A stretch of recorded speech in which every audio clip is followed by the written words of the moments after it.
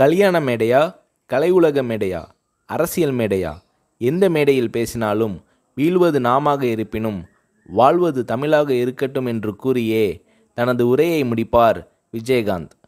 கலைஞர் கருணாநிதி அவர்களின் இந்த திருவாசகத்தை புரட்சிக் கலைஞர் விஜயகாந்த் அவர்கள் தன் இதய வாசகமாக வைத்து பேசி வருகிறார். காந்தியார் வலியுறுத்திய கதர் ஆடையே விஜயகாந்த் அவர்களின் ஒரிஜினல் ஆடை. சினிமா சம்பந்தப்பட்டது தவிர மற்றபடி எந்த விழாவாக இருந்தாலும் கதரே அணிவார் விஜயகாந்த். தன் அப்பாவிடமிருந்து கதர் அணியும் பழக்கத்தை கற்றுக்கொண்டவர் விஜயகாந்த். இவரை பின்பற்றி இவரின் நண்பர் இப்ராஹிம் ராவுத்தரும் கதர் மேல் காதலாக இருக்கிறார். இந்த மதுரை நண்பர்களைப் போலவே அவர்களது தந்தைகளும் நண்பர்களாக காங்கிரஸ் கட்சிக்காரர்களாக இருந்தவர்கள்.